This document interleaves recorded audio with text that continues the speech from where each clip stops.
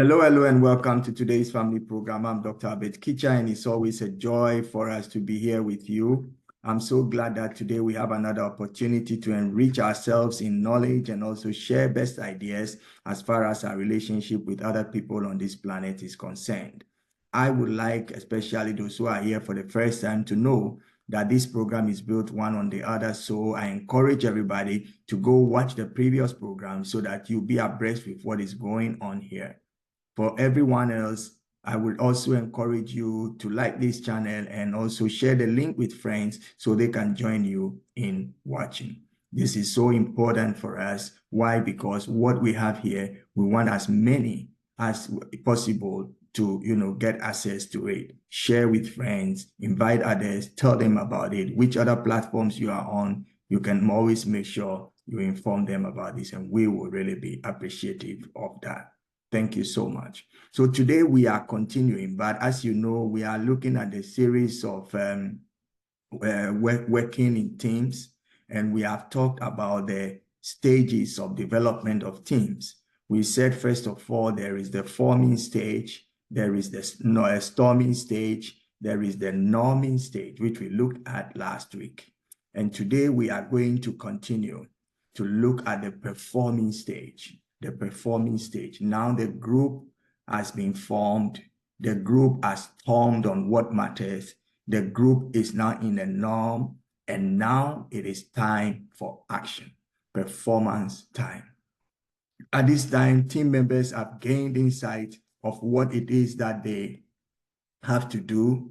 They have known a lot of personal and team processes and have better understanding of each other's strengths and weaknesses, threats and opportunities that are there. It is very important at this time of performance that these things are dealt with. When you know the strength, the weakness, the opportunities, and even the threats that are within your team, you will know who to entrust or who to assign to what, task. And it makes it so wonderful. As you can see in the world, everybody does not have the same strength. Strength is distributed in a way that people need to come together in order to make a whole, strong body. And that is why teamwork is very, very important. Any performance that goes before maybe practice or training or preparation begins with a failure. Proper preparation will prevent poor performance. It is very important that as teams come together, we understand that time for action is not a time for trial. It is a time for execution of what we have actually dealt with. The group at this point would have developed some strategies for avoiding or resolving conflicts. They may have had some general agreement on steps, guidelines, and ways that they would operate. This is absolutely important. Why? Because if there is no agreement as to best practices, as to what we do in relation with A, B, or C, then everybody will be doing what he or she feels is best. When we are a team, it means we subscribe and assign to one thing. And so long as that thing is working, we are going to follow through. This is absolutely important. You see, many people get good individuals to come to fit in a place. And once they put them together as a team, because they have not gone through the forming, the storming, the norming, then when it comes to performance, there is problem. So once we go through all this and we get to the place of performance, we should understand also that we may have to be flexible. Why? Because when you are doing something, say for the first time, you could make some mistakes, or you could, see things happening not in the way that you are used to. So we must build in some, flexibility. And talking about flexibility, we need to make sure that we always go back to the drawing board and make sure we don't sway away from the agreed norms. And what we have said is, our position. Performing teams actually identify everybody on every aspect. So when we are talking about knowing the strengths and the weaknesses, the opportunities and the threats and so on and so forth, it comes out of each individual opening up and showing what you can do. And when we are talking about performance, we are not talking about acting. We are not talking about faking. We are not talking about just talking about it or trying to do something. No, we are talking about when you are on the real battlefield, when live bullets, when everything is supposed to be done with precision.